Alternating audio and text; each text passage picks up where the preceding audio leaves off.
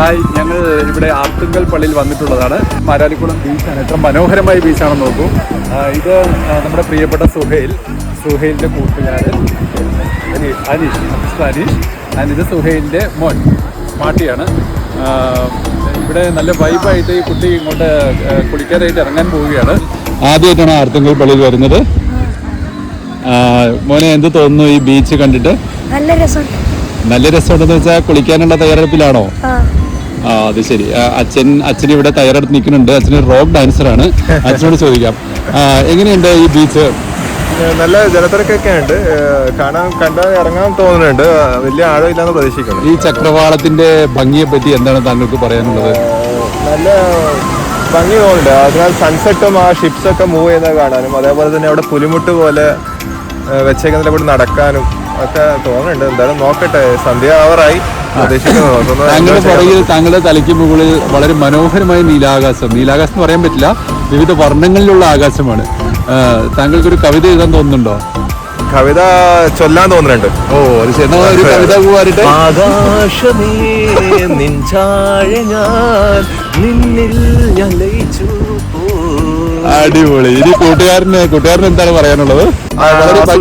പറ്റുന്ന ഒരു മനോഹാരിത തന്നെയാണ്. താങ്കൾ ആദ്യമായിട്ടാണ് ഇവിടെ വരുന്നത്? എന്തായാലും ഇത് ബീച്ച് വളരെ ഒരു വൈബായിട്ടുള്ള ഒരു സംഭവമാണ്. ഫാമിലി ആയിട്ട് താങ്കൾ ഇവിടെ തീർച്ചയായിട്ടും ആഗ്രഹിക്കുന്നു. അപ്പോൾ താങ്കൾ ഇവിടെ കുളിക്കാൻ തയ്യാറെടുക്കുകയാണ്. തീർച്ചയായിട്ടും എൻജോയ് ചെയ്യുക. ഓക്കെ. ഷാജി സാറിന്റെ വീട് ഇവിടെ തന്നെയാണ്. ഷാജി സാർ ഈ പ്രകൃതി പോലെ തന്നെ മനോഹരനായ ഒരാളാണ്.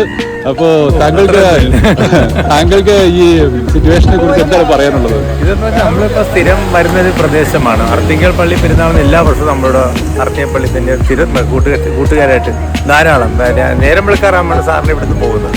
അത്രയും മനോഹാരിതമായ ഒരു സ്ഥലമാണ് അർത്തിങ്കൽ പള്ളി. പെരുന്നാളിനെ മുട്ടുനേർച്ച പ്രധാനം. അങ്ങനെ ഞങ്ങൾ മുട്ടിയാണ് പോകുന്നത്.